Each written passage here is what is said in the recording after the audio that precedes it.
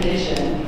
And I am the publisher for the last 20 years, so I feel like I'm a caretaker of this beautiful community paper that's here for you. So I want to introduce some of the folks that are here from the Sun, who are going to be filming. Is Nathan Ashkenazi over here? Yes, he is my son. Saul Sandoval, who's over here. He's been with us for over 10 years. And of course, Diana Martinez, our brave and courageous editor who has been here since the beginning, right, for 20 years, pretty much so. And then we have also Cesar Arredondo, who will be covering the event today, who has been with us also for a long time, off and on, right? Thank you for being here. So we have been doing quite a number of things. When the pandemic hit, we all were worried about what was going to be next. But our group got together and never stopped reporting, never stopped working, even though we were remote. We did everything we could to make sure that we kept covering the news. And that is our goal here. So in the process, we've also been involved in a number of efforts. One of them was Democracy SOS this past summer and into November, which focused on elections and democracy. Is it in danger? Is it not in danger? That was something that we were in. And then we also received a grant from the library to cover issues about hate. So there's been a lot of that in the news. Somehow we're all polarized. We are very tribal at this point. And we wrote a grant to talk about words and how does that work? Bilingual words, words in Spanish, words in other languages, etc. So that is part of our focus. We saw that explosion of words just recently with the ouster of city council members and leaders, in the community. So that was another part of it. So today, in the spirit of the First Amendment, which, I may not like what you have to say, but I need to defend it, and also in the spirit of grace, we have invited you all here to have a conversation that is honest and that is safe. So I would ask you to listen intently to what somebody has to say and extend them a little grace. And then I invite you to also be honest with how you feel. And hopefully we can create that safe space here so that we can get maybe some understanding. So without further ado, I'm going to turn over the program to Diana Martinez, who will be moderating the rest of the program. And in the meantime, Nicole will join us. She is on her way. Okay, thank you, Martha. All right, you stepped on quite a bit. So if I repeat some things, please bear with me. Welcome, all of you. Thank you for participating today in what is the first of a series of panels that the Sacramento Valley Sun also is hosting as a recipient of the statewide library grant, which we were very fortunate to receive. Today we're opening a very important door of discussion that really hasn't been frankly held. Today's panel asks the question, when is language misunderstood? When does language cross the line to propagate hate? This series of panels that we are holding are being held in conjunction with our news coverage. That's why Cesar is here. That's why we're videotaping today. We picked one of our finest reporters who understands these issues. He is originally from Mexico. He understands the cultural nuances. We knew if we had asked someone else to report on this, they wouldn't understand even some of those nuances. So I'm very grateful that Cesar has joined us today. As Martha said, I'm Diana Martinez. I'm the editor of the Sacramento Valley Sun and also a newspaper. And I coordinated today's event with our publisher, Martha Diaz-Ashkenazi. She'll weigh in the discussion as well. And very important to us, she'll help to facilitate your comments and questions. We deliberately kept this audience to a modest size. We know most of you here and know that you've all been active community members, and we want you to be an equal part of our discussion. So we're going to try to move it along as efficiently as we can, even though it is a lot. In our community, we typically greet each other with big abrazos. But today, I would encourage you to respect personal space as we do our part to stay well and keep those around us well and healthy. We want everyone to have a very happy and healthy holiday and New Year and keep our families and those around us healthy. We'd like you to participate. I'll quickly share a bit about myself, and we see Nicole. Nicole, come forward. Your seat is here. Nicole, newspaper, and rarely in large newsrooms on mainstream, those conversations are not held, but should. After all, words are our business, and we who do this work are keenly aware of the power of words. I worked both in commercial and public broadcasting for decades. I've written for numerous publications across the country. I am the author of 3 books. The first, which was part of the motivation of this panel today, was called Covering LA's Majority, which was created in conjunction with the LA County Human Relations Commission and was designed primarily for newsrooms to inform and train fellow journalists on the use of terms and how to accurately refer to people from various ethnic communities in Los Angeles. The second book was a bestseller that people, I raised a few eyebrows because they didn't think someone who looked like me with my last name should do, but it was a bestseller. The name of that book is What It Is, What It Was, Black Women of the 70s, that looked at the blaxploitation period and was produced in conjunction with the film Jackie Brown and then with Miramax Films and Hyperion Books. My third book looks at Latino culture through the gardens. It's titled A Wellness Garden, that are vignettes of people's stories that showcases their home gardens in the Valley and Los Angeles. Each panelist, who I shall introduce before they speak, will first address, so I want you all to listen, will first address the use of language, terms, the terms we call ourselves and each other, the nicknames given to us and others. Are they cariños or insults? Their impact, their nuances, the different various terms, what they can mean and are interpreted in Latino communities versus other communities. What we know people have called us in the Latino community, or called those in the Black community, or those in the Asian Pacific Islander community, historically and present day. The words to describe immigrants by President Trump is still very fresh in our minds. That discussion will lead naturally to the second part we want the panelists to address, which this community has not had the opportunity to weigh in.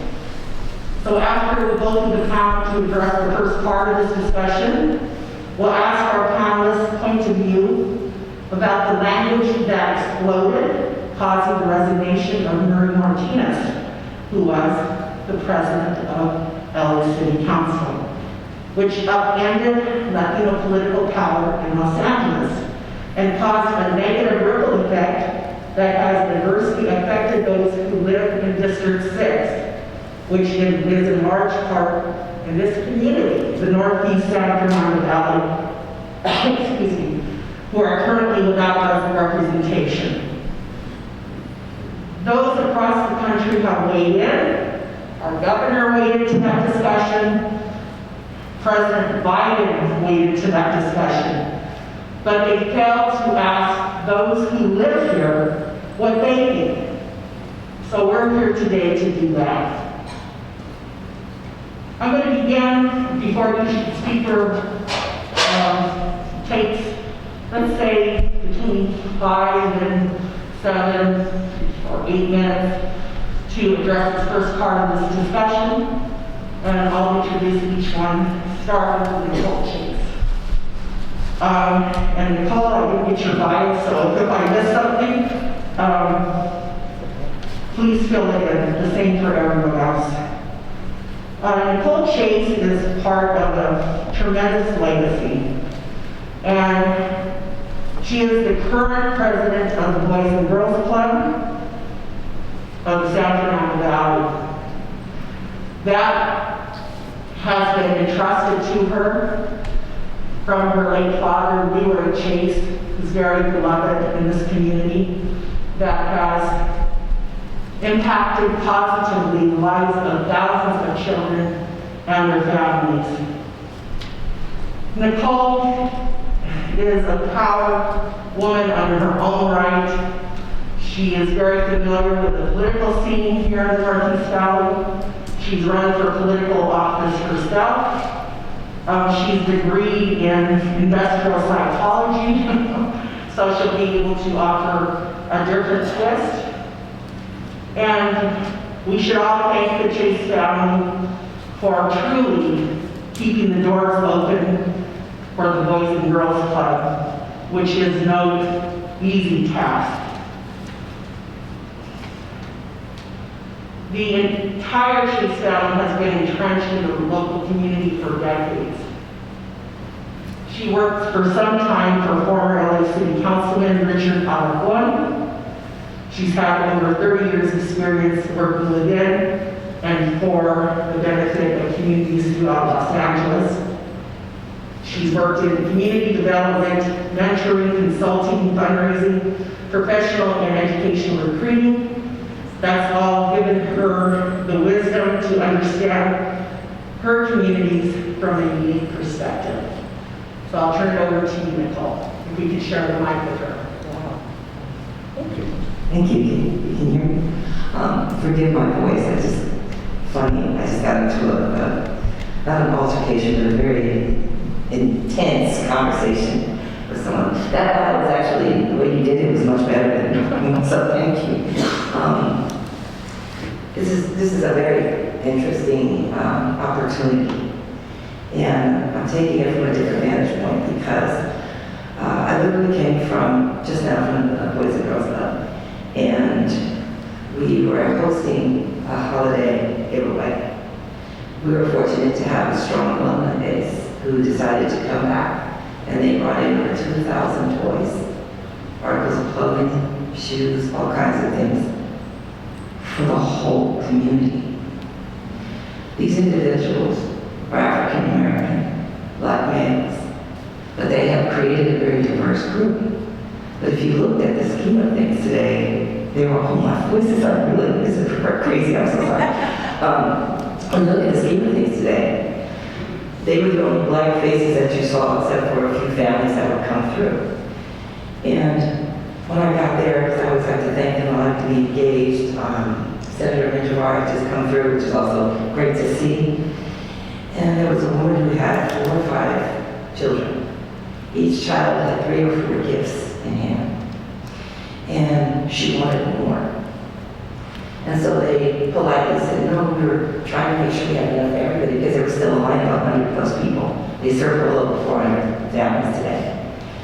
And rather than saying, okay, I understand, she got upset and she said, oh, that's because you're giving the Black family more. Now, the reason why that hit me is 1, because I was coming here today, 2, because it was in the community. And I went over to her, because then what I saw her doing, she was going over, because Alita was having a great event as well. And she was going and pointing the fingers and arguing and being upset about what had just happened. So I said, no, I went over there. So I went over there. And I'm very selective in my use of language, because of, not only because of what's happening, but that's who I am, very selective. And so I went over there and I said, you know, how dare you? How dare you come to a beautiful event that's designed for the community, for everyone, And every single one of your beautiful children, I said it 3 or 4 times, has 2 or 3 gifts. But yet you feel comfortable, entitled, okay with making a statement, a racist statement, and strong enough in your feeling to go over and point us out to be, look, there are 30 other black kids. And I go, I said, how many do you see? Because all the black people you're referencing are the volunteers. And the thing is, when they didn't come in saying, I'm black, they came in saying, we're bringing this to the community. So when we talk about the use of language, I thought about that for a minute. I said, when do we decide to use language? Do we use it as an excuse? Do we use it out of frustration? Do we use it at a time when we feel threatened and the only thing that I have to get back at this person is to throw it in their face because we have the numbers on our side. So I'm going to remind you who you are. And I'm like, I'm not going to stand for that. And in my conversation with her, I was also very aware of my distance from her. Because stereotypically, and still stereotypically, when I'm a black woman or a black man or whatever, I'm a threat. So see, it's also it's easy for people to use that language against black people because they know the general body thinks it's a threat. And help me with my time because I'm a talker. Mark knows I'm a talker. Okay, let me know. So I said to her, what if the shoe was on the other foot? And whenever she was talking to this other woman, I purposely raised my voice to say what you did was unacceptable. I never referenced her race. When I referenced her children, I specifically said, beautiful children, because we're talking about language. I want you to know how I see your people. I said, we're here in the community, how I see my community. I am fortunate, blessed, to have been raised in a very diverse community. But in doing so, through the stages of life, I've had to recognize the use of language and how it was used to empower, how it was used to stalemate, how it was used to stall, how it was used to knock down, and how it was used to say, I'm above you. And today was just a reminder. Because I think about too, and I'll wrap it up, Martha, thank you. I'll think about if I had referred to her out of name, or if I had made comments, what would everyone be doing? Same thing with council, we'll talk about that later. If the shoe was on the other foot, what would we be doing? When our young people call people out of names, how do we handle it? Do we handle it any more different than when our young people are called out of name? So I'm going to wrap it up. I don't have that answer because I deal with it every day. But I will say this. When a young person walks into the club, we work very hard to not disassociate the negatives tied to racism. But we try to uplift and empower our young people to understand and appreciate who they are and their cultures, so that at some point in time they go anywhere in the world and be confident with who they are and their culture, but also recognize, appreciate whatever country or continent they may be visiting. But that starts here when we have that conversation with regards to language. So that's my first response, if that's okay. Thank you. Thank you, Nicole. I hope so. The Boys and Girls Club is more diverse than people realize, a black and brown community. And her Boys and Girls Club now also has Armenian families. So communities evolve, they change. And we're going to continue to see more change. So some of the territorial issues also impact people's attitudes and points of view and how they refer to people and the use of language. So as I said, we have a lot to impact here. And so we're going to move on with our next speaker, David Areta, who is full of a lot of incredible knowledge. He is originally from Mexico City, so brings that perspective that is different from ours, and those of us who are American-born. David is part of the most prestigious Mexican network of leaders in the USA, which is Fuerza Migrante, which has more than 190 organizations in the USA and Mexico. He's a member of the board of directors and chairs the Tourism and Environment Commission. He's a graduate of the University of Communication with a degree in Communication Sciences in the branch of Marketing and Advertising, which he knows an abundance of. He began work is in his DNA, like it is for so many of us, from the age of 16 in many agencies, including Leo Burnett, McCain Erickson, J. Walter Thompson, among others, in Mexico City. He immigrated to the United States directly here to Los Angeles in the early 80s when he was offered a job as director of advertising for Castilla Products to take charge of the image, marketing, promotion, and advertising and the entire line of cheeses and products for that company. And he is instrumental in building and branding that name, which we all have reached for at supermarkets.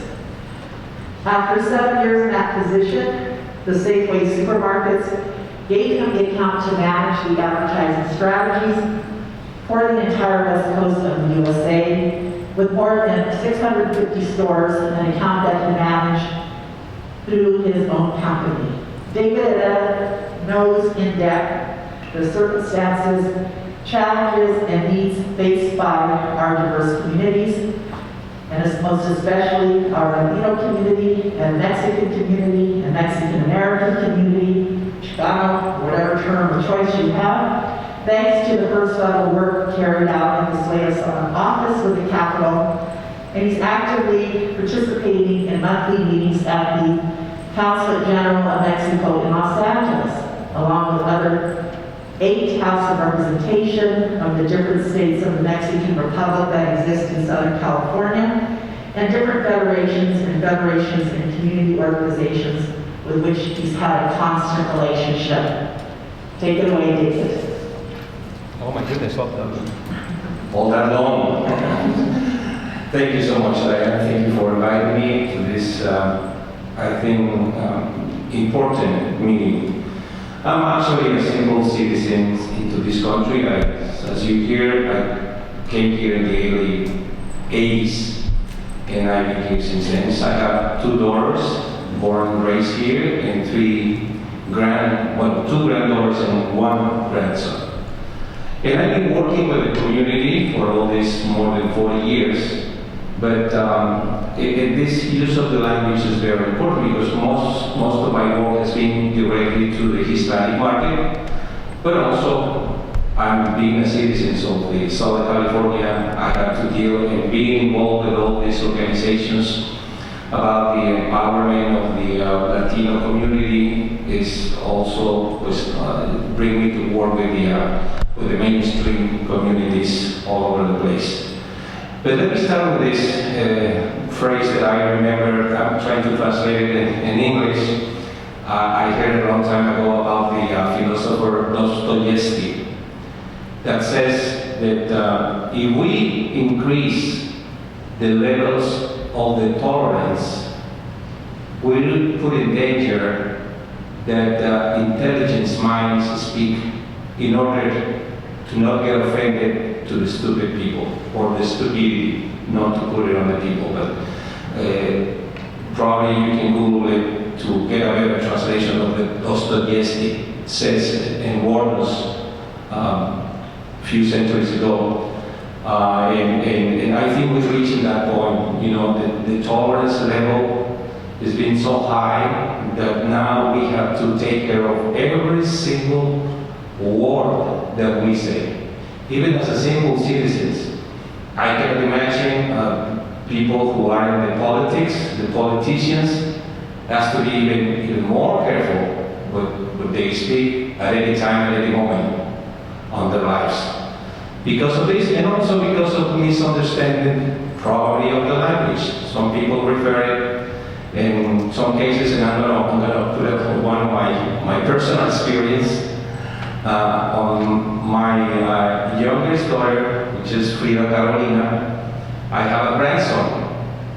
And now she's in Portland living and doing his PhD, but when my grandson was here in one of the schools, the Burbank where I live, I used to call my grandson since the very beginning of his days, Bicho.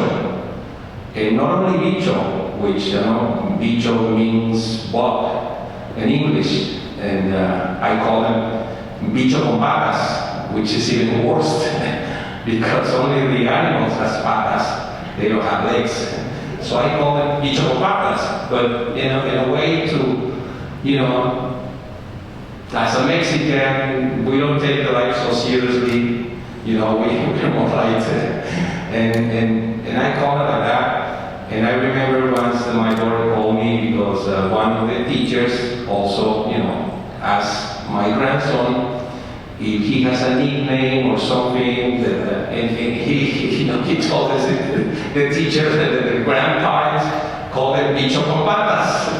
So that was, here comes my daughter, who's a millennial, born and raised here, and was telling me, that you have to be very careful what you say to your grandson, because on this school, there's people who are wondering what the hell is going on, where you calling it that kind of names, and that's what I mean about the tolerance and about the misunderstanding of the language. I don't know now with the Qatar World Cup, there's a guy who is called very well known Ronaldo. Ronaldo is a Portuguese player, and actually their nickname is Bicho. And everybody called it El Bicho. And they're Portugal country origin and some all over the Europe. So again, for some people, their Bicho didn't mean an offensive word. But if you go into this kind of like a crystal generation that we're getting into, there's a friend, a Mexican friend, who has a joke that says that we are the latest generation that was reprimanded by their parents, and we also the first generation that are reprimanded by their sons. We didn't get the same education like our parents educate us, but we have to be very careful with our daughters and sons. And I don't know how was I supposed to be having my watch, but I didn't put it on my knee. I don't know how long I'm going, but 1 minute. Okay, that's good. Well, just let me tell you that to me the most important thing is education. I've been producing a TV show for 25 years, a weekly show, which is the only cultural show presented on the Spanish television, and that's sad because we're supposed to be more than that. But this is a cultural show, and also I do it in the Radio Berlin every week, and that's the purpose, educate our people and present all this kind of difference on not only even in the same culture, the African American and the Korean and the Armenian and the mainstream market. Even in the same language, we have problems understanding each other. And the problem is because we are not educated. We tend to be a society that is less educated every day. We don't appreciate to be a cultural, a well-cultural people. And that's sad, and that's probably the main message. We need to pay attention to our kids to really get a good education. I'm very mad with the Spanish TV because they put a lot of trash on their minds of the people. And if you put trash in the minds of the viewers, what do we expect to have out of that? It's very easy, the formula. So I'm going to leave you with that, and I really appreciate it, and I'll pass the mic to whoever is coming. Thank you. Thank you. We can and it's why we accept it in our culture and not viewed in the same way as it is among other cultures. But perhaps that's also something to be considered. Someone who is overweight from childhood, they might be called gorda or gorda, right? A dark-skinned person might be called negro or negrita. I mean, there's a famous mariachi singer, right? I just was watching something online from a Puerto Rican woman who was called negrita her whole life, and she considered it a cariño. She considered it an endearment. So if we could circle back, and then there are people who are more light-skinned are called güeros, right? And I know that Ben wants to go back and address some personal testimony about that. People who are lighter might be called Beto. If you want to flatter someone, you'll call them Colvin, right? So some of these nicknames we need to examine. We need to truly examine if they have some impact on one's self-esteem. If all their life they continue to be called that same name.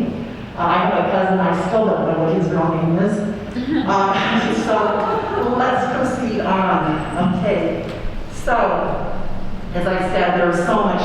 Janine Cordero is a community organizer, and I hope I'm not, slaughtering this, so please correct me, with Anek Bayan, Los Angeles, which is a very progressive Filipino youth and student grassroots organization.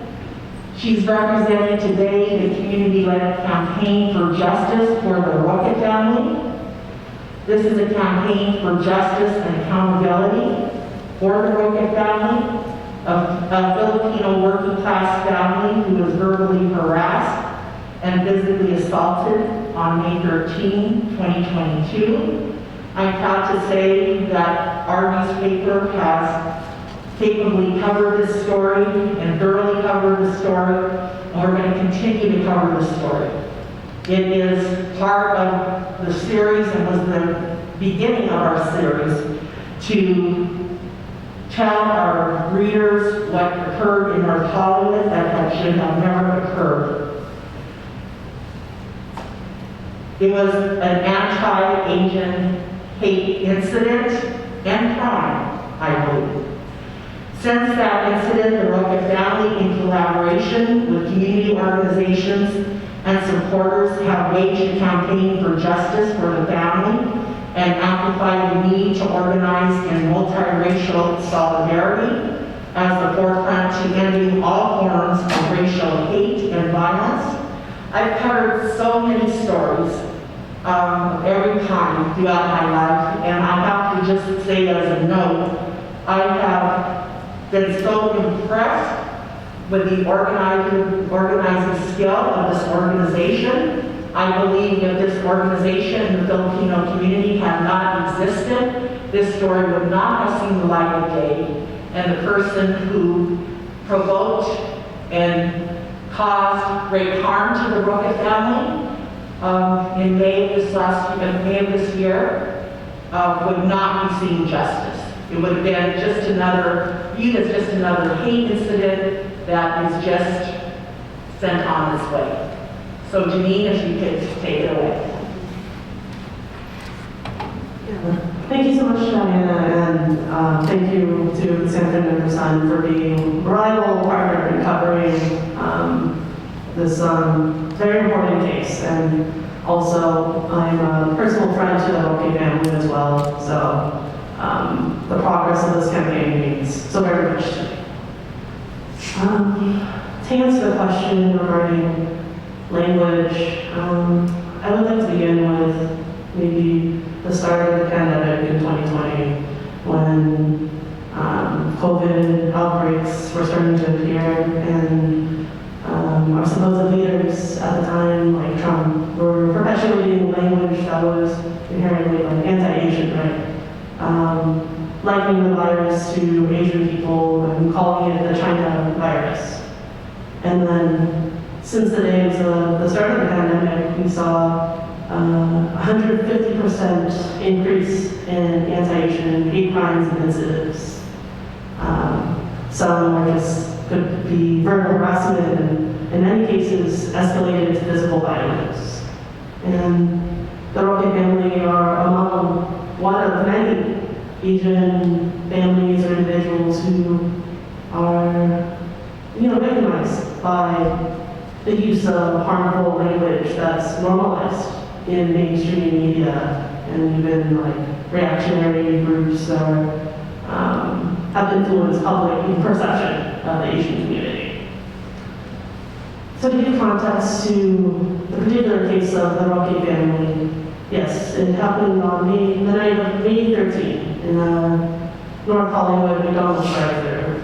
The mother and daughter, Nerissa, the mother, the daughter Patricia Roque, were just getting a late night snack at McDonald's when they were rear-ended by the suspect, Nicholas Weber, who from there was already taunting the two women, making remarks like, "Oh, you're so Asian," and even mocking Asian actors, and just, hurling other slurs or very hurtful and harmful words.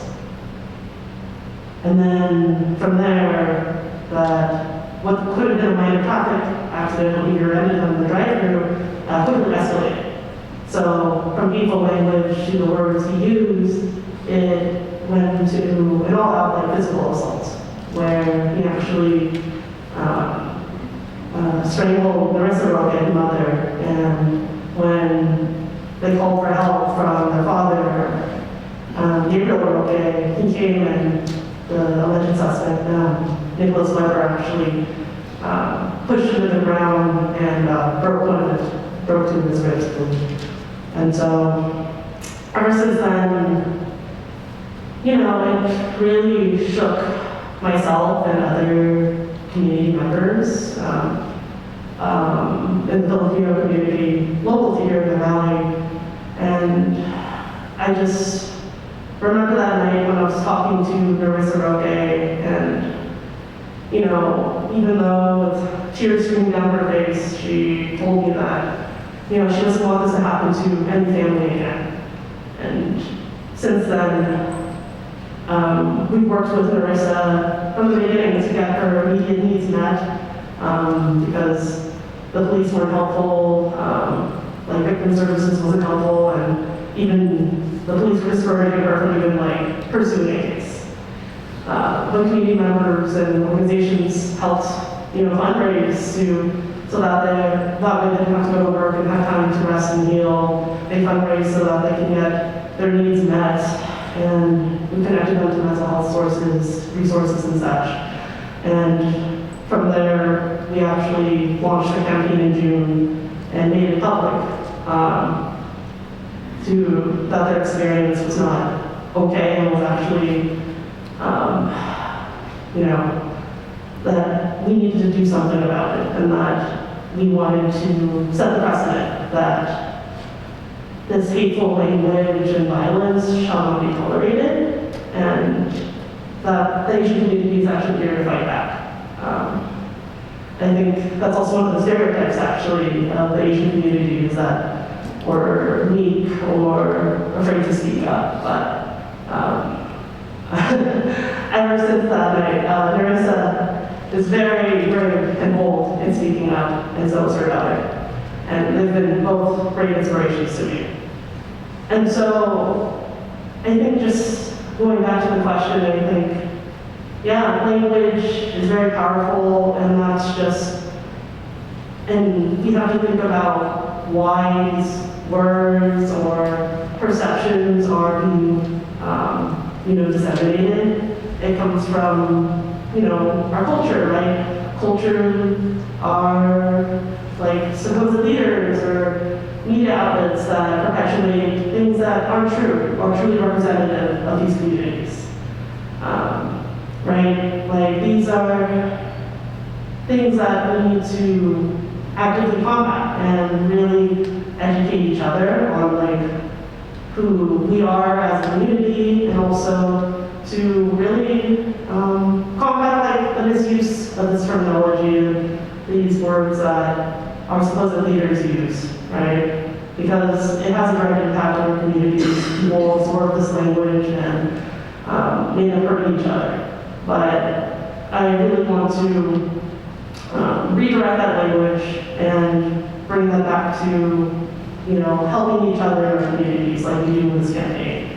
In really joining together, not just as an Asian community, but in genuine multiracial solidarity, and really trying to fight for something better, something where our communities aren't vulnerable to violent attacks because of racist perceptions of one another, or we're fighting for something better where our community's needs can actually be met and not having to really beg institutions or our government for money when really our community has the power to help each other.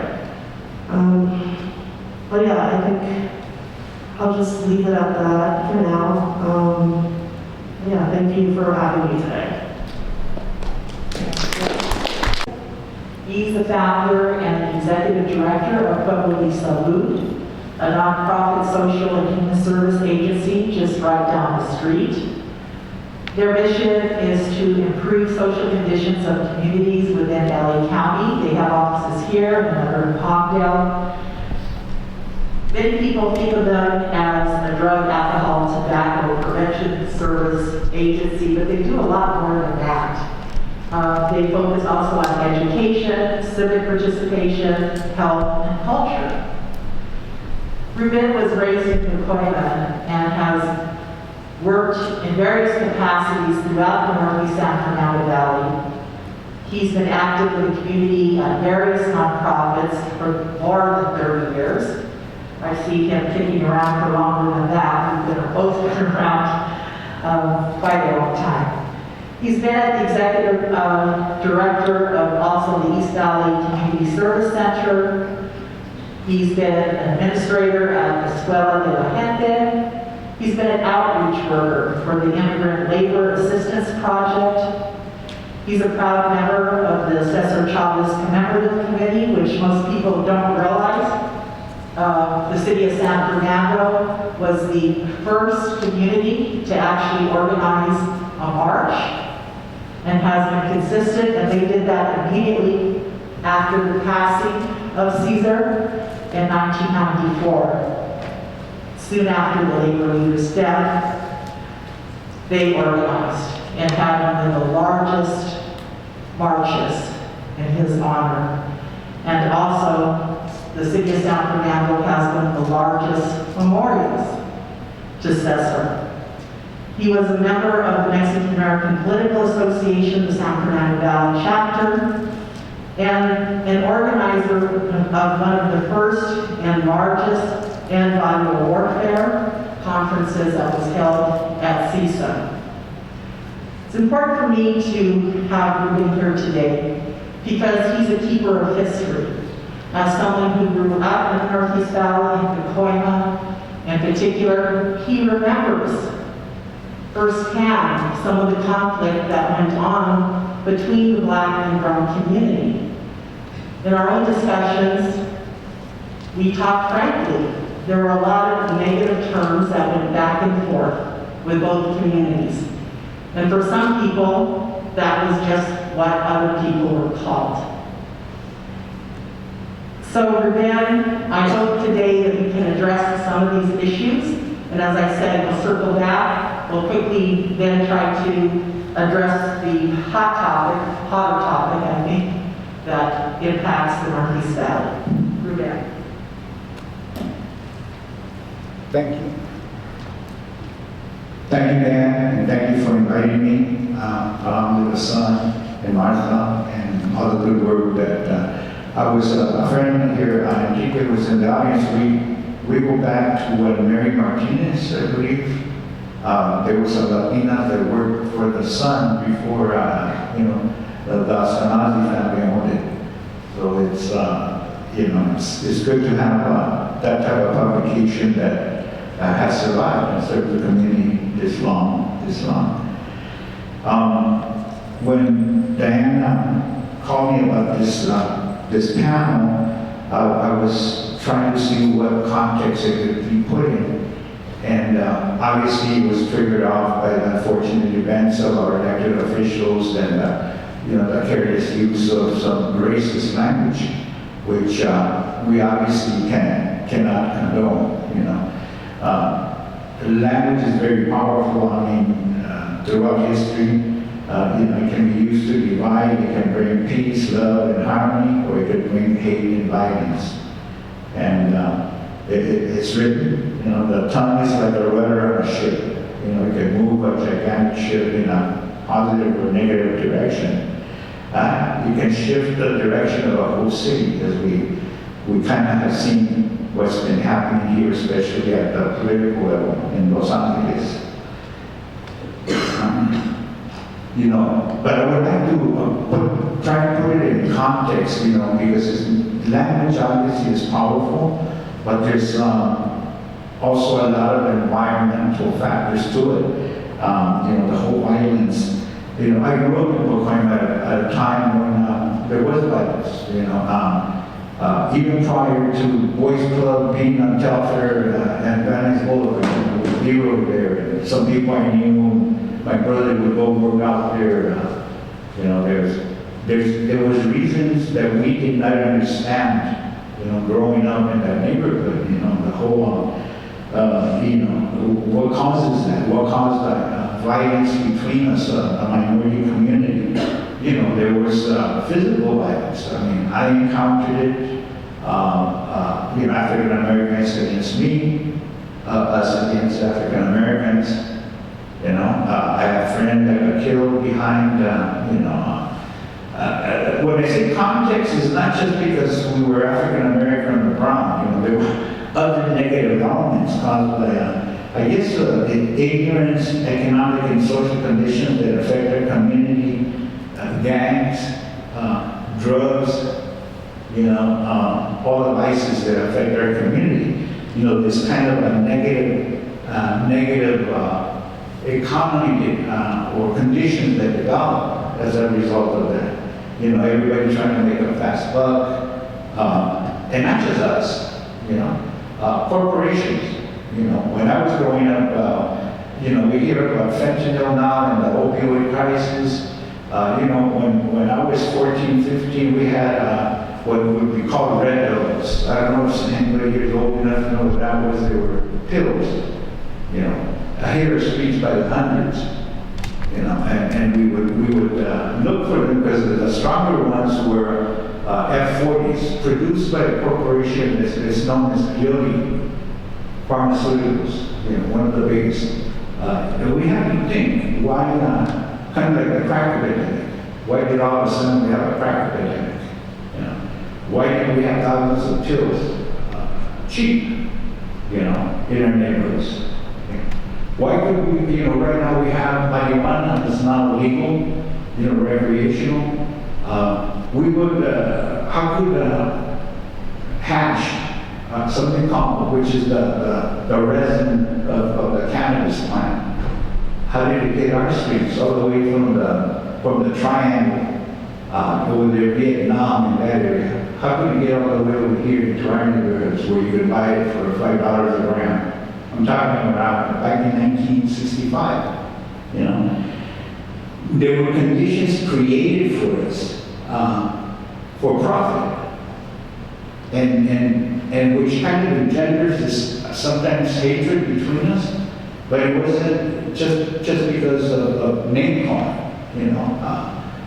You're that, you're this, or you're that. It was because of a bad drug deal happens.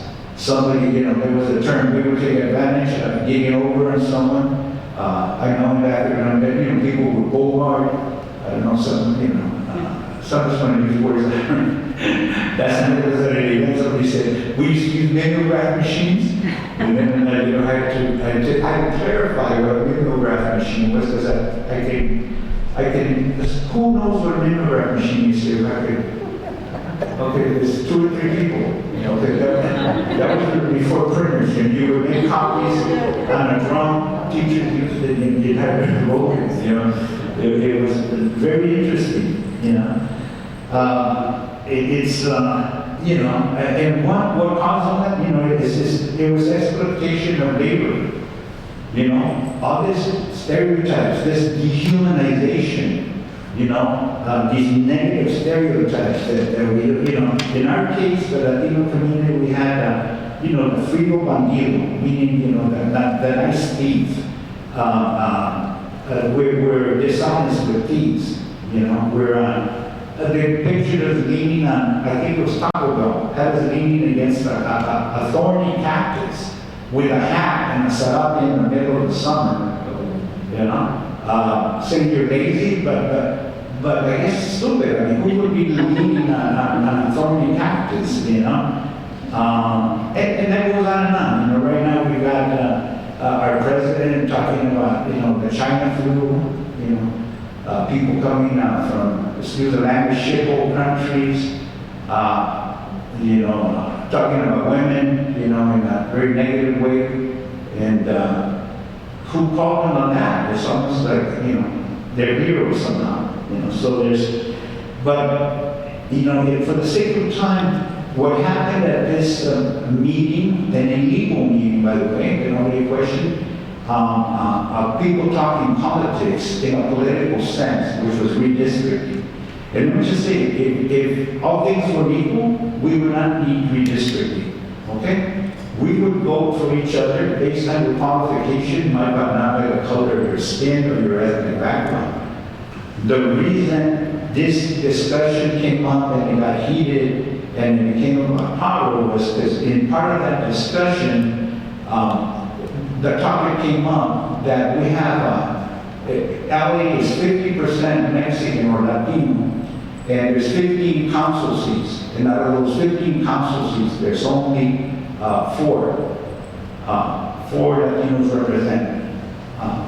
All things being equal, you would say if we didn't have these divisions or the need, African Americans normally will vote for African Americans, Latinos will vote for Latinos, whites will vote for whites.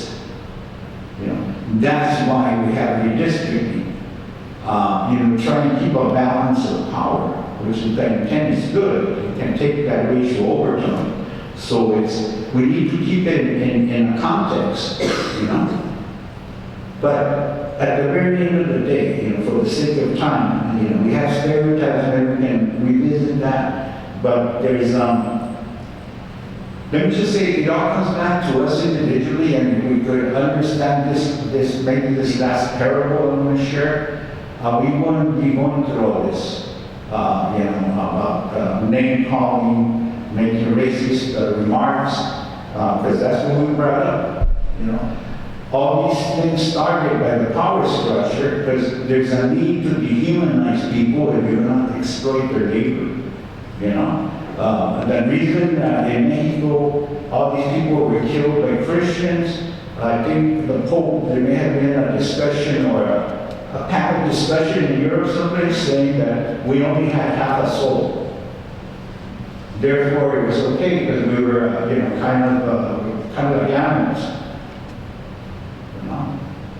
So we try to keep it in perspective. All this is not happening by chance, But it comes down to us individually and combat ignorance. Let's keep moving. It's a Cherokee parable, and it says it's the tale of the two wolves. Some of you may have heard it. There's an old Cherokee that tells us a grandson about a battle that goes on inside people, all of us. Okay? There's two wolves always fighting. One is darkness and despair, resentment, anger, all the negative attributes. The other one is light and hope, love and compassion. And then the grandson asks, which wolf wins? And he replies, the one you feed. Thank you. I want to get into some of the real brass tacks of use of terms and as they relate to one culture versus another. What might be offensive to those unfamiliar with our culture, which is not offensive to us. We want to have this discussion as people who live and work in the Northeast San Fernando Valley and what is now called the leak tape scandal with our own Latino representatives, which kicked off a loss of political power. It's taken 3 out, including the head of the federation, the union. As I said before, the Northeast San Fernando Valley, as a result, doesn't have a city council member to represent the area. Nuri Martinez, this is home base for her. She was a council representative here in the city of San Fernando. She considers it home. She has a home still here. Her comments across the board, have been reported to be, quote, racial slurs. As I said, Governor Newsom weighed in, President Biden weighed in, and no one asked those that live here. The use of the term Chonguito was immediately viewed by the Black community as the most vile insult for a child, without consideration for the term being used to describe, in this case, behavior. And I say that because I did have a very lengthy discussion with Nuri following the incident, most of which was off the record. Again, that term, which is a vital term for the African American community, is not the same. I remember growing up and hearing a song about Chongo Fails. I myself was called Chongo Fail by a grandfather, and we laughed when we were entertained. There is a lot of misunderstanding, especially by those who don't speak a word of Spanish, who don't understand those nuances, but the use of that term was a lit match that everyone quickly jumped in and demanded resignation to say she called a child a monkey. And unfortunately, Latino leadership also jumped in, wanting to distance themselves. My point of view is the thing she said about the Oaxaqueño community is unexcusable. There's no defending that. But the use of the term judío, simply to refer to a Jew, is simply how it is expressed. It is a name. Referring to Armenians of having names with I-A-M. That's said regularly in conversations between people about the community as it becomes more knowledgeable and aware of the community. But we also know in this case, it's not just the use of the term, but it is the tone and intention of the use of terms. And that's where the nuances come in. So I want us to be very frank about this. You may not share my point of view. I arrived at my point of view after having a discussion with her. And my own personal points of view about uses of terms, someone who has studied this, and their culture is very important to me. I know both the African American community and the Latino community quite well. It's part of my own personal background. Like many Latinos, if you do your DNA, you will find out that most of us, because Mexico also has slaves, and many slaves arrived throughout Latin America, you may find your DNA has African American blood. So we need to get real about this. And I want to begin with Nicole, who has experienced the shift of demographic in Pacoima and has a diverse population of people that she serves, and give her perception about this explosion that has occurred. The worst thing, in my opinion, that has occurred is a schism that has been created between the communities. I can go on and on about this issue and the loss that has now needs catching up if it can ever be repaired. There is not the awareness of the years that it took from the original movement to get to this place so that people, and some of which I see as new leaders in the community, have even been able to run for office. I was involved with Valley Farmers for Fair Representation when there was no representation. And we learned about gerrymandering, went to the Claremont colleges, and we learned about maps and how people are elected. And that, as we're going to have said, is part of the discussion. So let's dive in. This community is most impacted. We have heard from constituents that they are now having a very difficult time with communicating with what is now called Council District 6. There is a great loss as that staff continues to try to offer services. And it's going to now take a recall election that will cost $7 million. So chew on that for a little bit about that impact. Nicole, give your perspective, please. So interesting, I was just thinking of all kinds of things. Sticks and stones, may break my bones, but, oh, you guys don't know the rest of it. A word will never hurt me. Yeah. Sticks and stones may break my bones, words will never hurt me. And before I continue that, you know, when you're sitting in a position like this on a panel, or just walking in life, one thing that I've learned is always remain coachable. You always be open and willing to acknowledge things if you miss steps or what have you.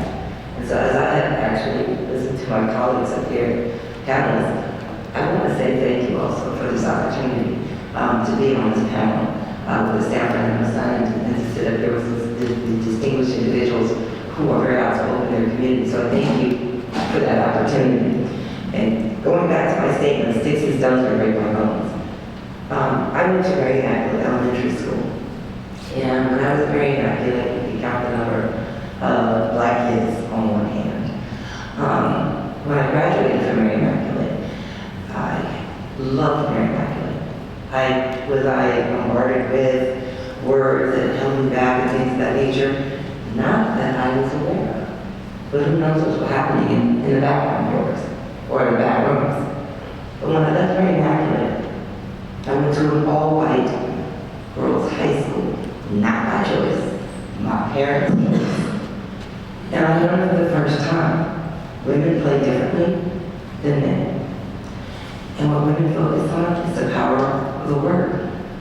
And I would see them destroy each other with words, rumors, hearsay. When I left there, I went to UC Berkeley. Then it was extremely extremely diverse.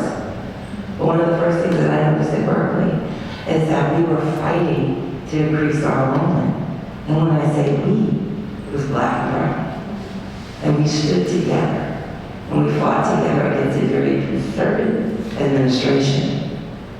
And then I noticed at one point in time, there was the administration wanted to hold on accepting Asian students. And I remember we were having this big rally, and we looked up, and there was a student of Asian descent who was speaking. And he was saying, we all have to stand together. We have to stand together. And we're all sitting there going, yeah, but you guys, there's a lot of things that do it all the time. We fight to get in. But regardless of that, we stood and we listened to it. We said, yes, as ethnic students, as minority students, we have to fight together. Well, all of a sudden, the administration shifted. They reduced the enrollment of African Americans and Latino students, but then they resumed the enrollment for Asian students. And so I said, what's going on here? So we very easily could have taken the steps of how Asian students see, how dare you come and try and get us to support you and you don't support us. And then I realized it's called divide and conquer. If you have a group that has the power to, we're going to get them we're going to distract them. So how do we distract? Listen, let's get them to turn against each other. And as long as we can plant the seed of what somebody said about somebody else, they will take it from there and run with it. And coming back to my own community here, I can see how words have been planted, thoughts, stereotypes have been planted. And so rather than stepping back and acknowledging, which actually we're doing more so now, that we have similarities, we have for generations thrown words at each other. whether it was through gang violence, whether it's just through racial, people go getting, I'm sorry, my words are today, not getting along. But those words, I would step back and see them destroy communities, destroy our community. And the crazy thing is this, it was us against us. Because once it wasn't just always brown against black. You had black against black. You had brown against brown. But as long as we were focused on bringing each other down, whatever other entity out there wanted to move forward, it made it easier for them to do so. If we were fighting over one slice of pie and pointing the finger at the other, how dare you? While the rest of the city or whatever county has the whole pie, we're fighting over one slice. But we never stop to have conversations like this to say, wait, let's talk about this language. Let's talk about how these words have divided us. And I see it every day. But then we also have to think about this. Which came first, the chicken or the egg? Where did it start? How did it start? Because we can very easily go into any family dynamic that is struggling and out of frustration, those seeds have been planted, and get angry and point the finger. Just like the incident today. The black people got that. You gave them more. That was a way to divide and conquer. So, if it's also in our households, because we may have parents, guardians who are frustrated because they're still fighting, we're all fighting for that one piece of pie. The jobs, we look up and see that other person of color, that we go against them. So I'm watching you want them swimming. Oh, watching that. So these words, we have to acknowledge, where did they start? Why did they start? And if it's in a household, and that household is frustrated, and that household has been pitted against another household, so we can always say, we can look to see what started the city council, and I'm gonna stay out of the politics of it, because I've seen the ugly side. I've also seen the great side of politics. But behind closed doors, I know how people destroy each other. But we've got to look at our own houses as well. When we're having conversations with our young people and what they're picking up on. And now we have the internet. When they do things and they use words, we see how words can destroy and words can empower in a negative manner as well. Bullying, words. So we have to have conversations in our own households of how are we going to engage other people outside of our house. Are we going to focus on color? Are we going to focus on the economic stability? What are we going to do? Are we going to focus on, I'm going to say something to make me feel better. I'm going to knock you to make me feel better. So I still don't know the answer, but I do know we do have to look at, I said, I haven't chosen color because all households need to look at the conversations that we have behind closed doors. Because if we don't address it in the household, no matter what, when a child steps out, they're going to use the things, the tools that they've gathered in that household, whether they be good or bad, to help them navigate whatever road is in front of them. And if it's against the brown, against the black, against the white, I mean, if any other community that's not my own. And the other thing too is this, it's human nature. If we're coming from a country and there might be a language barrier, historically we gravitate to our own. And then when we gravitate, we come here for opportunity. Right? But then when you're in your community, someone from a different country comes in, you're like, whoa. So despite we're from a different country, we're trying to create our own city here, I'm going to start against you. I'm going to create, whether it's an Italian community speaking as a Cuban community. But once again, divide and conquer.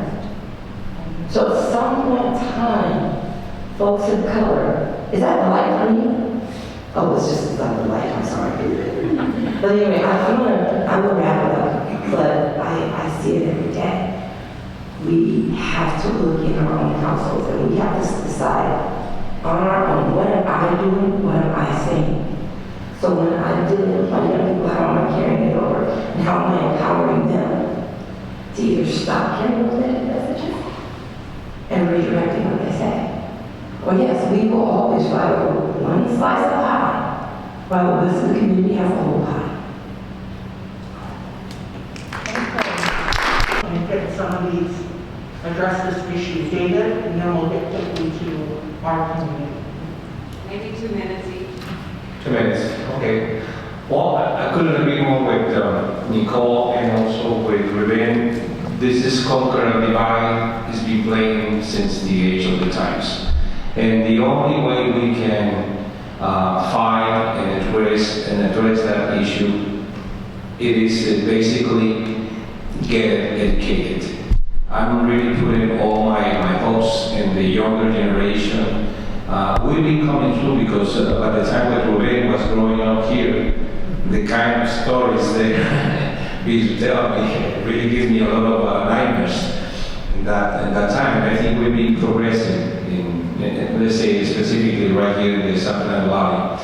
But I think we can go even better. I think I see really nice to have a young generations, the newer generation, and I put all my hopes in that you guys will have well-educated kids, kids that will understand, they will travel, they will probably visit Mexico, which is their neighbor country, and where a lot of this community come from, and understand really the language and the idiosyncrasy of what's coming on their side, and put it and transmit it to the other communities. And my oldest daughter is married to an all-American boy, Mr.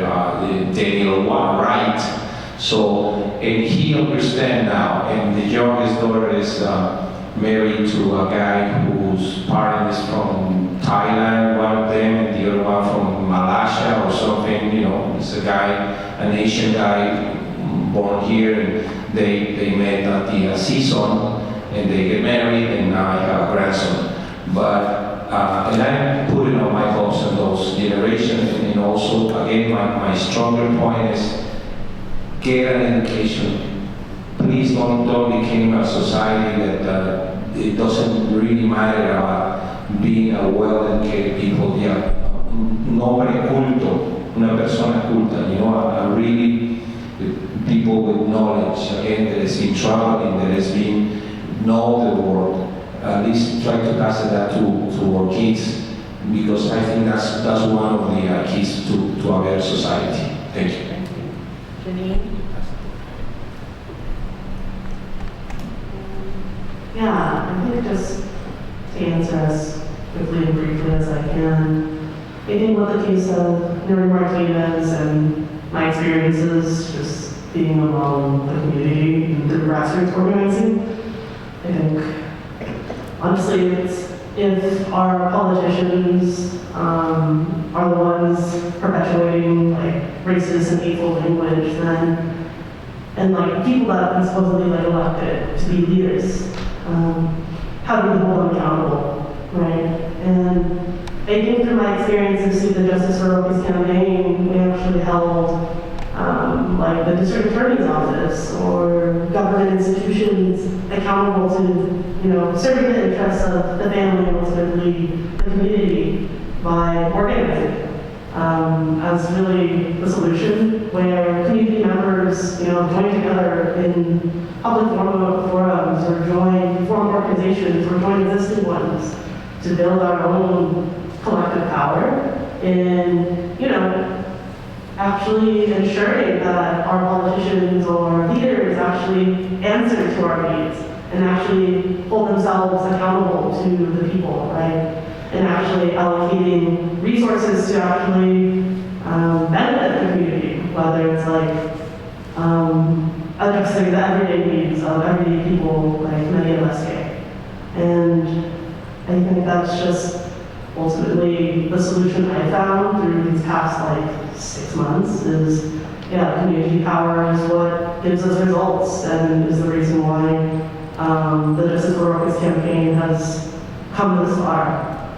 Through community pressure, through people helping one another in sharing our resources and really trying to find an answer for ourselves, what really like justice and accountability looks like, and how we like actually combat racial hate and violence is the answer is actually amongst each other through across multiracial, multi-ethnic communities. And that really does take time to understand one another. That's, I also agree with folks here, is that education is a key component, but it's also being willing to do the hard work of educating ourselves, each other, and really trying to find the similarities in our struggles rather than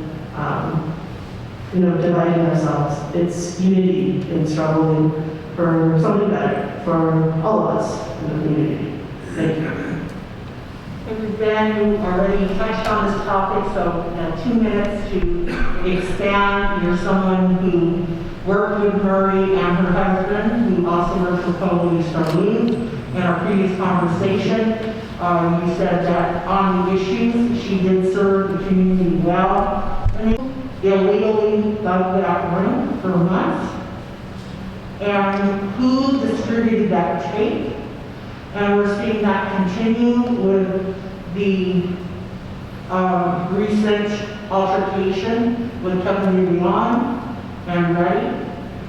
And conveniently, we saw someone at the Reddy with the video and immediately got distributed.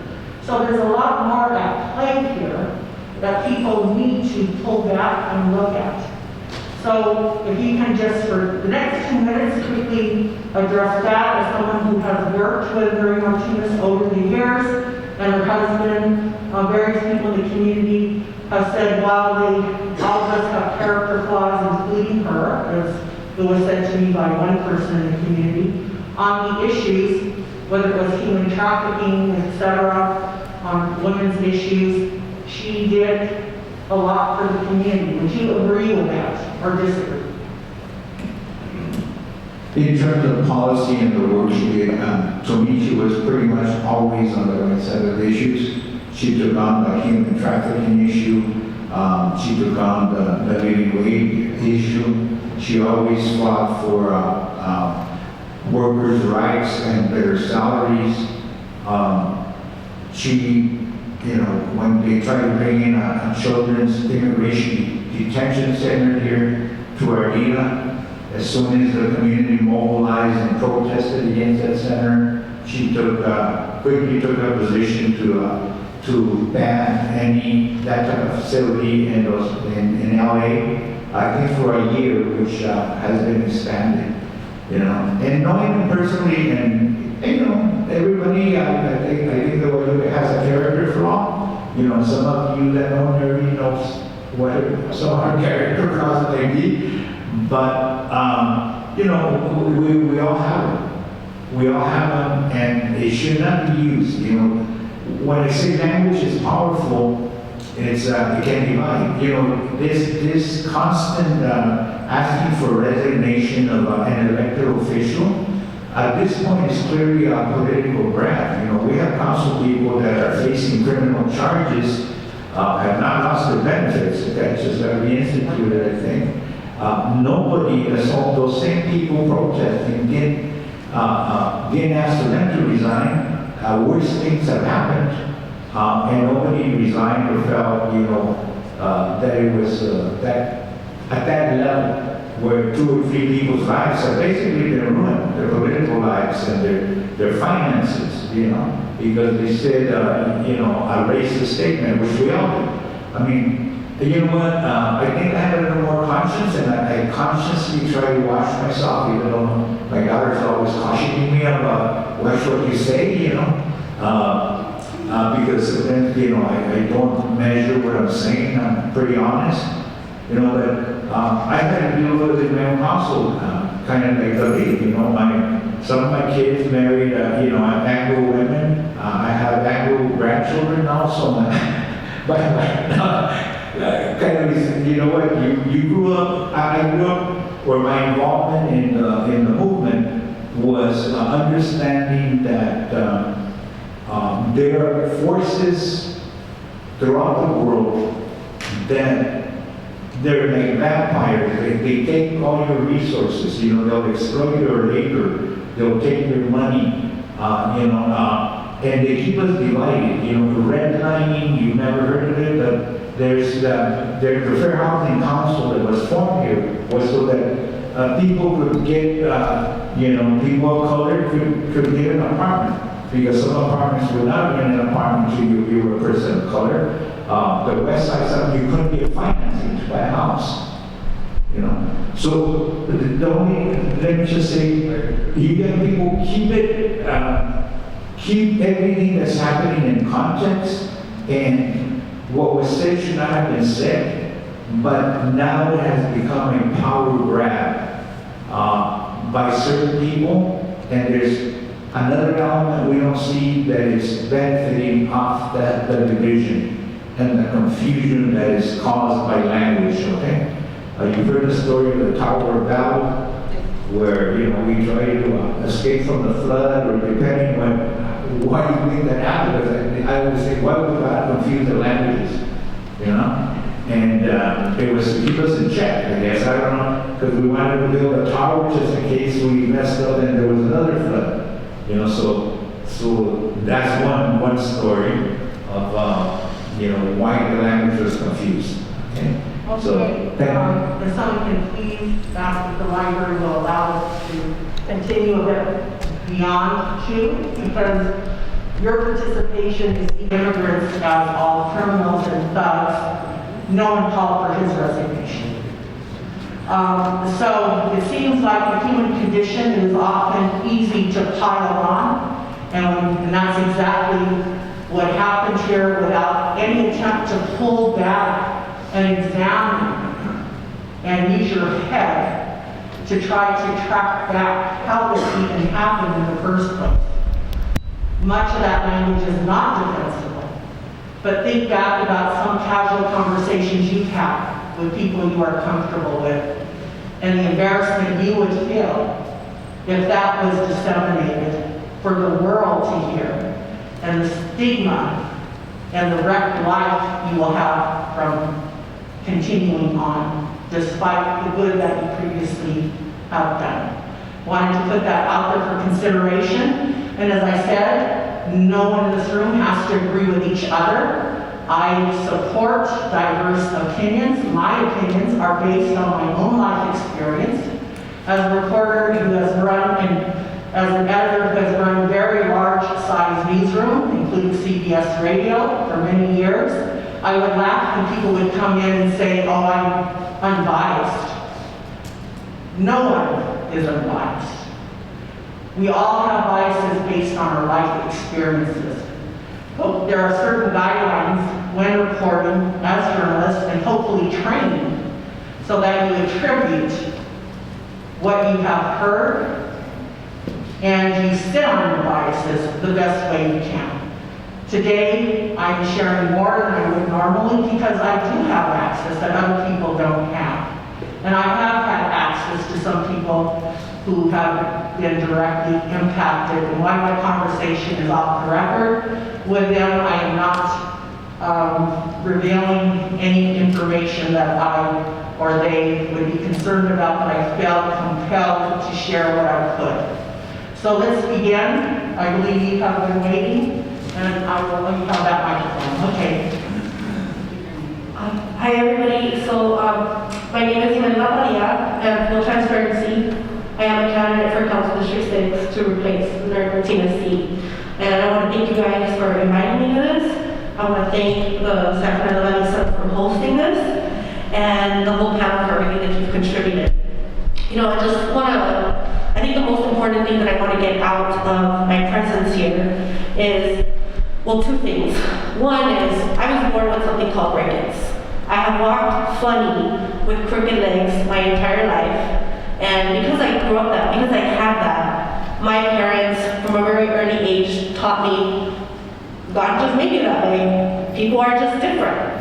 So even as I got older and I, witnessed race, I just thought God made us different. So it was never for me, that one race was better than the other.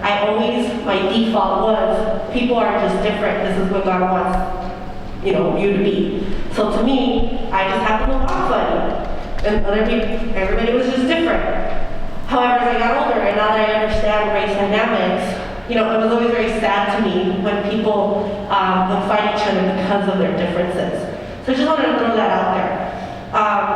And now in terms of what happened, you know, when I first read the LA Times article versus hearing the audio, you know, I am a bilingual person. I do speak English and Spanish.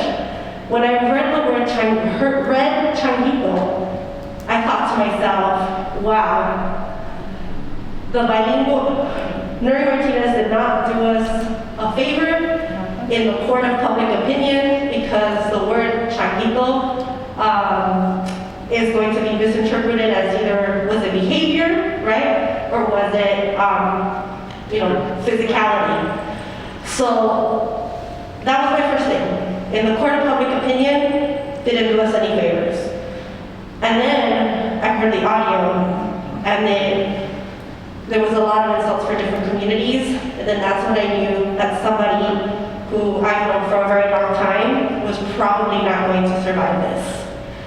So, and the reason why is because I truly do believe that people expect more from leadership.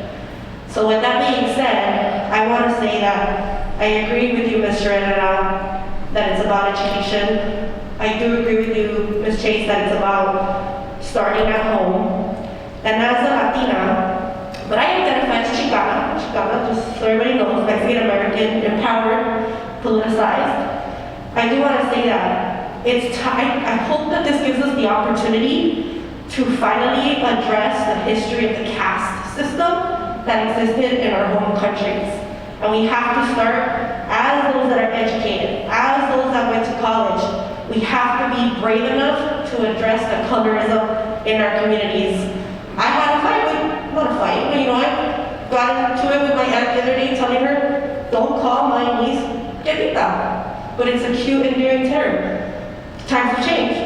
Don't do that. Did my mom tell me don't talk to your aunt like that? Yes, she did. But I told my mom, you sent me to college to become educated, it is my role to do this, Mom. And my mother understood. I wasn't trying to fight with my aunt, I was trying to educate my aunt. Another thing too, and this is also more related to at home, is in the Spanish language, we have a habit of using a lot of animal analogies. And that has to stop too, right? It has to stop. It's derived from, you know, my father grew up in a rancho. A lot of analogies and comparisons to animals can't do that because in the English language, it is considered insulting. You know, I was at an event the other day where a black leader told me, and actually it was a reminder, he said, you should know that you should never call a black man a boy and any black person anything related to a monkey. And I said, yeah, I learned that in 7th grade. So if you didn't learn that in 7th grade, you know, because that means you probably didn't have a very good English teacher. You know, probably didn't read some of the books related to American history.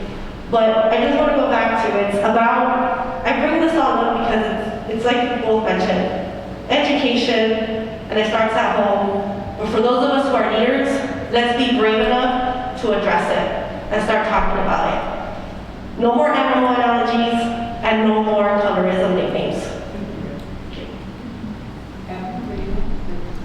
And will continue to be a source of great debate, because the question with that is how much are you altering culture?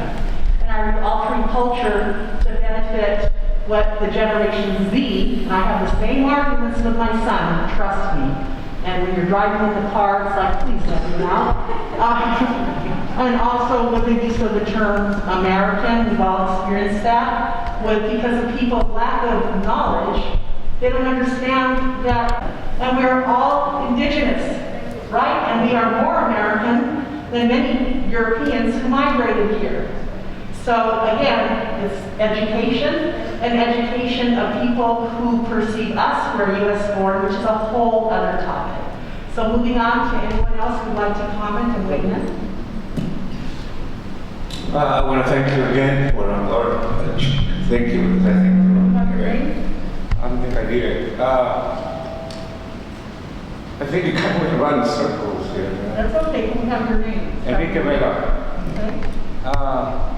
One of the reasons I decided to come to see this because I thought that you would be talking about how the media controls the narratives when we have events in our community. And, kept on, some of the panelists kept on putting together violent attacks and language. It's two different things. Two different things, I was really disappointed with a lot of the black ministers going downtown demonstrating against the Latino elected officials and Ron, the head of labor. When I grew up in South Central LA, and every day blacks are beating up Latinos down there, and nobody was yelling about it. And if you go, I hear some, really interesting comments here, and this whole generation thing really doesn't matter. Every generation thinks we invented the wheel, and we found the way. My mom, what I'm hearing here, my mom, Ruben's mom used to tell us, se creen que están cambiando el mundo. Okay. But I think to really build credibility in the arguments that some of you are making, divide the difference between language and violence. There's violence every day in our communities. One of my best friends is a black African American minister in South Central LA. You know where he's at every Saturday or Friday? At a funeral. And it's not Latinos that are killing blacks, it's blacks that are killing Latinos. And I think we really got to look at how the LA Times, which has created a scandal out of this, to me was a minor thing, a bunch of people hanging around talking, some of them a lot of smack, especially in Irving, which some of us know her, we know her character, the way she is, even before she has a couple of tragos de vino,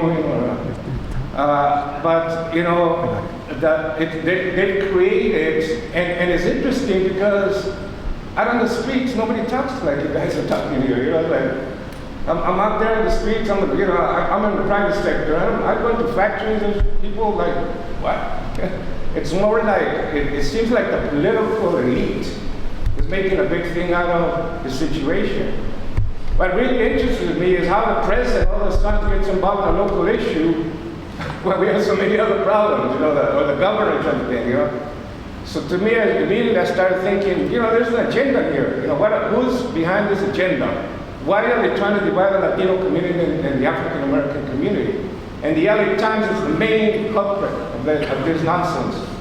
And we can't continue to perpetuate this. Oh, we gotta do this, we gotta do that. Some of us, we started to sound like a bunch of white liberals, we're making excuses, this and that, jumping around, we're not liberals, we're a community, especially if you don't believe in the Latino empowerment agenda, fine. But if you're going to be coming around talking about the Latino empowerment agenda, understand what our community's needs are. And right now we're under attack. And there's a thing involved with this whole situation, and it's all about big money that's going to come in for the Olympics. And nobody seems to understand that. There's billions of dollars that are going to come into Los Angeles for the Olympics.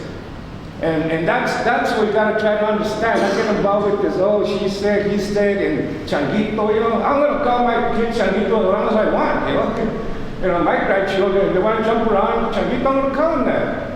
I'm not going to go around, limiting our language because the LA Times decided it was bad, let's look at ourselves a little better, and value our community and who we are, and sometimes I think we're the worst enemies, we can't do this, we can't do that. Just because you go to college and somebody told you that's not right, what? But let's look at the situation that we're involved right now. We're being under attack. There's an agenda somewhere in this city, and it's going to come out sooner or later. In the meantime, as a newspaper, as activists, let's start looking at it. Why is this happening? Why is this happening? People get killed every day. You know, if you want to make an issue out of race, and I talked to some of the pastors on there that were yelling in front of City Hall. How come you don't come in here when they killed a Latino street vendor on 56th at Figueroa? How come you're not over here talking about that? Or blacks killing each other every day in South Central LA? Those are issues. That's violence, not words. Words don't kill anybody. A gun kills somebody, a knife kills somebody. Drugs are killing us. And there's somebody that's using this little incident and making it big, and now they divided us. And the agenda sooner or later is going to come out. And it's all about money at the end of the day. Thank you. Anybody else have any comments? One more. Dave. How's everybody doing? Thank you for inviting me, Dave Bernal, serve as a planning commissioner here in the city of San Fernando. I have a little bit of a different perspective on things too. I served in the military. I'm a former Marine, so when you're in the service, you're surrounded by everything, right? Whites, blacks, Asians, Latinos, everybody. And I still keep in contact with some of the guys that I've served in the military with. And on this group in particular, they're generally white guys from the Midwest, the South, the East Coast. So they look at things probably a little bit differently than maybe we do, because they're probably not the same as us. But what I've noticed from them is they tend to blame their shortcomings on other people. And I think that we kind of do that too a little bit. I'm gonna turn this off. I think that people just tend to do that anyway. I didn't succeed in life because this person got the job over me because they're white. This person got the job over me because they're black, because they're Asian, whatever the case may be. I didn't get into college because they're only letting Asians in college. You've all heard all that kind of language before. And I think that while the language that was displayed with Nuri and the others in that meeting is disgusting, because it is, that's not the most important thing. I think this gentleman kind of touched on it a little bit. Like, what was the purpose of all of this? And I think, Nicole, you touched on it a little bit. Everyone's fighting for a piece of the pie.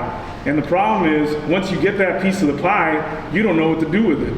And then this is what ends up being the fallout of it. So I think that before we start blaming everybody for all our problems, we need to put mirrors up in our houses and kind of look at ourselves and look at our families and look at our kids. Pay attention to what our kids are looking at, what they're doing, who they're talking to, the kind of language that they're using, because that gets perpetuated and it never goes away. This kind of ugliness, like this starts at the house, whether we want to admit it or not. So and I think going to college and getting an education is great. I did not personally. But I think traveling, if you can do that, is also good to be exposed to other people's cultures, see what they go through. Like, we can all talk about it, right? Like, oh, these poor people in, India or whatever, but you have to see it to really kind of understand why people want to come here, what they're trying to get away from, and how they want to live a better life by coming to this country. And we need to wrap our arms around those people, understand their cultures, understand why they want to be here, and then maybe we can start all getting along. Thank you. I just want to ask everyone, first of all, I want to say thank you, everybody, and I'm going to encourage everyone to continue to be as transparent as you can. And there's nothing wrong, like Diana said, in being in a room where we can all really discuss the hardcore issues. And it might get ugly, it might get dirty and nasty and all that other stuff. But if there's an attempt or an agreement to say, we walk out of this space, let's see let's make sure we're taking a step forward. It may not be fully resolved, forward in terms of addressing for the issue. Next part, I just want to ask for your forgiveness. See how I jumped to your forgiveness. I do have to leave early. As a daughter, I'm responsible for my mom. I have to get her to a doctor's appointment. And I just hung up on my older sister. But I'll deny it if you ever come back at me. But I'm in this community because I am hopeful. I have benefited from the beauty of multiple cultures. That's what made me today. That makes me able to stand in my truth. But it's not perfect. I can slip, as is mentioned before, we can all slip. But it's being able to come back around. But I hope we can look at ourselves in the mirror. Where did the gentleman go? That we have to not be afraid to look at ourselves in the mirror and say, okay, or if we live in a glass house, I'm not going to throw a stone because I got to check myself first. We are a dynamic community, Money is coming. 2028 is big money, and they're already spending it. So we talk about, we can say gentrification, okay, that's one issue. But we can also say, what is that underlying plan we may or may never become privy to, but somebody is privy to. And like I said, divide and conquer. They have a plan, and they keep us distracted. They keep us coming at each other. And doing that allows them to mobilize and do what they need to do. And then when we come up for air and go, yeah, we've settled our differences down. What happened? When's it not? Right. So I'm hoping we can continue this conversation. I hope you will allow me to continue this conversation. But first and foremost, I respect your time and your gift today, everybody. Let me give you a little historical point with your dad, Nicole. In 1984, when Tom Bradley brought the Olympics to LA, a bunch of us, Ruben, we pushed for the Olympic Committee wanting to build an Olympic pool in Pacoima. Why? They didn't need an Olympic. They wanted to build one down in the Balboa Lake, if I remember correctly. They don't need an Olympic pool, and then we need an Olympic pool in Pacoima, right? That didn't happen, right? This time around, we have the opportunity to get all those funds to. Why don't we build this time? Why don't we build an Olympic pool in Pacoima so this whole area can have an Olympic pool here? This is the type of movement that we should be coming out of meetings like this. We gotta forget about all this. That's distraction. To me, blah blah blah. Let's find out who's behind this agenda. Who's going to benefit from all these billions of dollars are going to come in here. Not only for building, but all the other advertising money, travel. There's billions of dollars are going to be coming into Los Angeles, and I agree with you 100%. But I remember when we met with you and Pastor Brodas, and the NAACP, a lot of us came together. They said we need a pool here, Olympic pool. What a benefit! Think of it from '84 to now. How many children would have benefited would have an Olympic pool here in Pacoima? And that's to me my concern. We got to make sure we got to stop and also repeating all this nonsense from the LA Times. I get all the texts all day. The LA Times, get the LA Times. They're not important. What's important is that meetings like this, where we come together, let's figure out what the whole picture is all about, and let's do something about it, and make sure that we don't get left over again like we did in 1984. I think this has been a really good start. I think some of you did feel safe to speak up, and that was great. Is there anybody else before we wrap up that hasn't spoken that would like to say something? Because it's almost. Mama Hayes, you have. Did you? I have to ask Velva Mama Hayes for the Hayes Hip Hop Center, which has a new location. Velva has been another very important force in the community that has offered free of charge. She understands hip hop in its truest sense. Her son is actually a world-renowned dancer.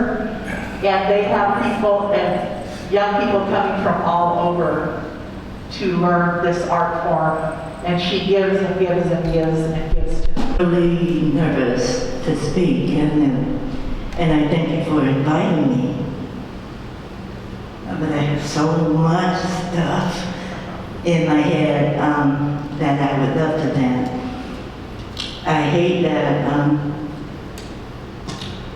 she had to leave because part of my inspiration was her father and my boys' involvement into the Boys Club.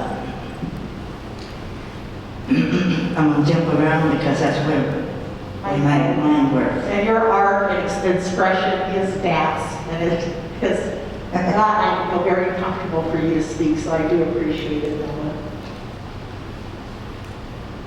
Let me go to me being an alumni of San Fernando High School, which was very multiracial.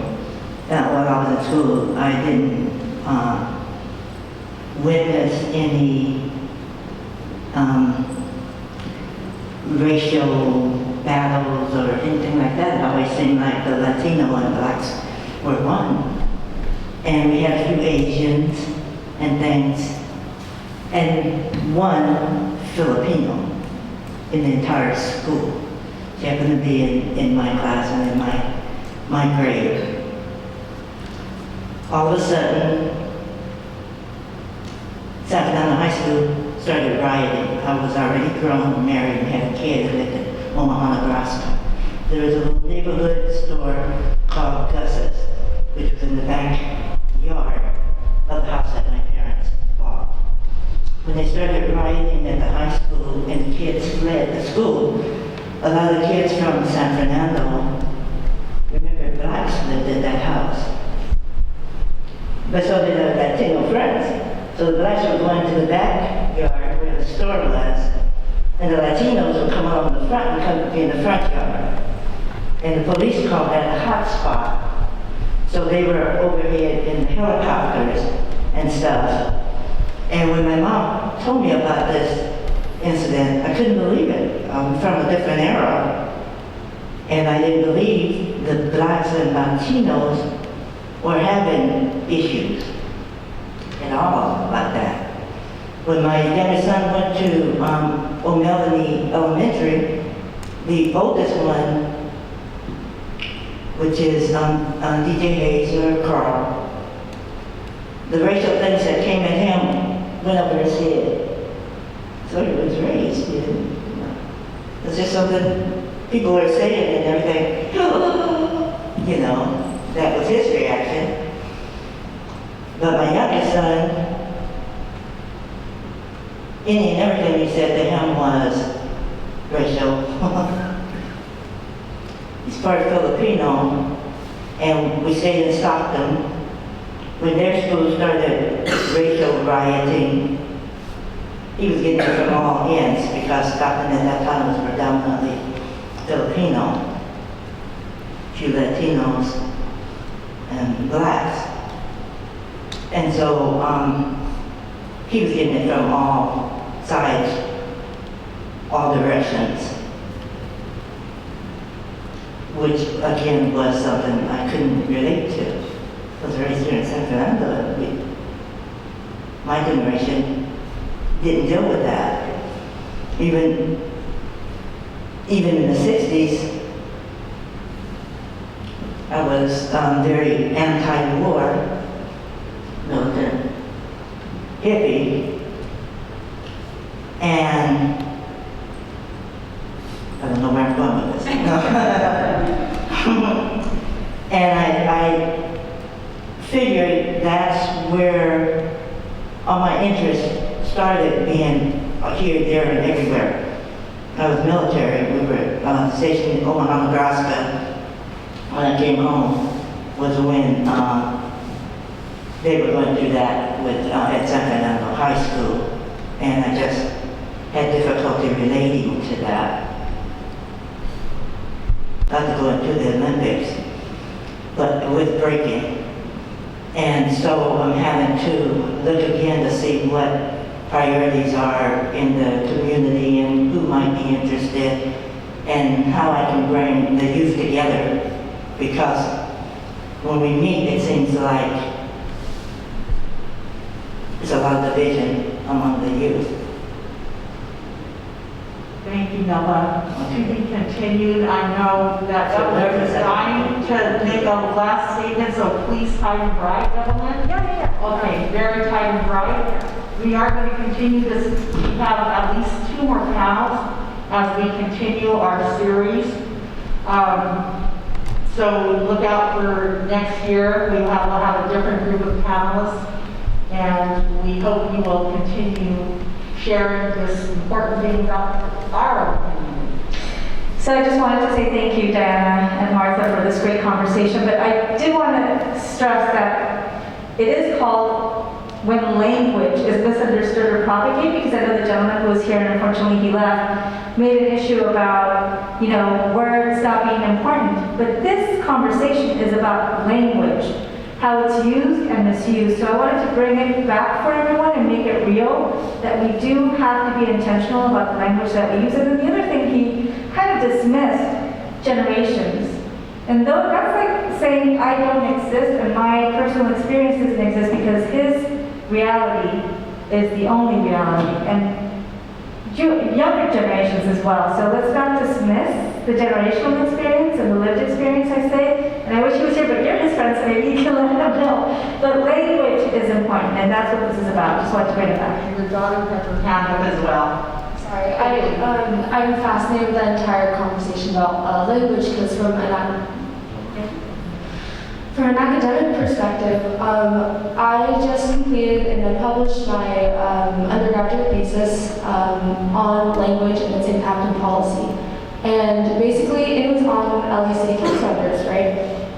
I spent a year literally just listening to Los Angeles City Council members, just this recent group, debate and deliberate over a specific piece of homelessness and its policies. And one of the largest findings and one of the most influential findings in how I view political science, and most importantly, how I view myself and where I fit into a democracy and where I fit into civic duty and civil service, is that language creates policy.